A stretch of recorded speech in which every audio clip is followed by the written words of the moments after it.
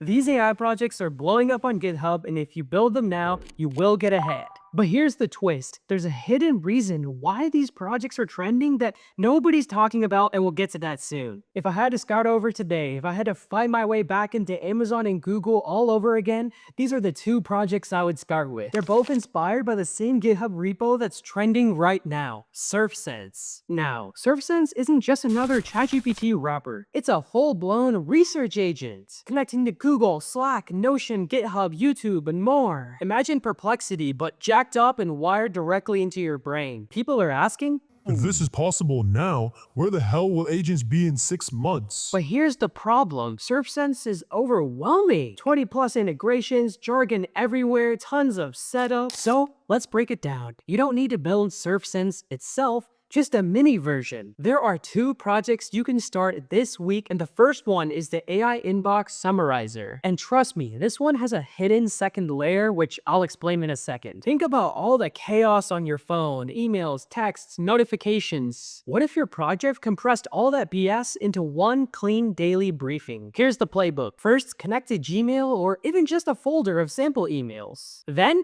every morning, your tool should spit out two things. First, a daily digest of what actually matters. And second, a list of action items that you probably shouldn't miss. That's it. Dead simple. But here's the thing, this project isn't just about emails. Emails are boring. Done right, this becomes a signal project in your portfolio. And we'll come back to what a signal project is. It's a concept that flips the whole resume game on its head. Now, if you want to skip ahead to project number 2, sure, hit this timestamp right here. But if you're serious, you gotta hear this story first, because it explains why these projects matter. Today, I run a business helping people land their dream offer. I've worked with MeCode and Viglu and Brown. I train every day and have my dream physique. And I've traveled all over the world with my girlfriend and close friends from college. But the truth is, it wasn't always like this. Back in college, I thought I was too late. I remember scrolling LinkedIn at 2 a.m., looking at all these amazing projects from people younger than me, some of them even still in high school. I was thinking, how the hell am I ever gonna catch up? All I had was a bunch of roadmap bookmarks and projects I hadn't finished. It felt like I'd already lost. But that night, sitting there, feeling behind, I made a decision. Not some corny BS fantasy to suddenly become the best. Not to have the perfect plan, but to just start.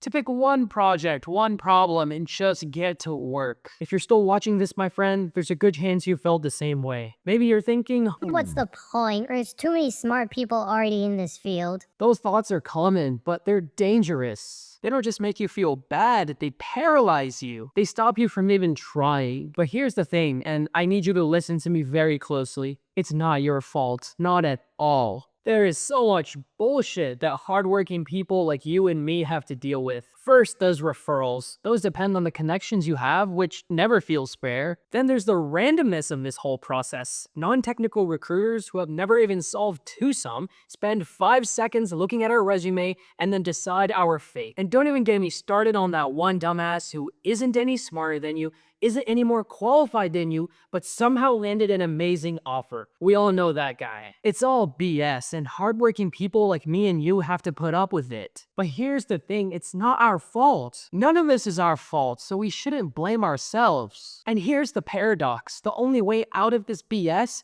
is to build our way out. That's why my students are landing AMD, Amazon, all of it.